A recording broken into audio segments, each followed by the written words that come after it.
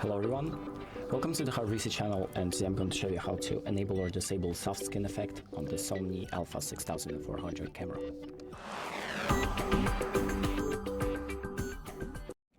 So the first thing that we're going to do is open up the settings by pressing the menu button, and we're going to go to section number 1, so the camera settings section with the red camera icon on it. And then we're going to go to page 11, page 12.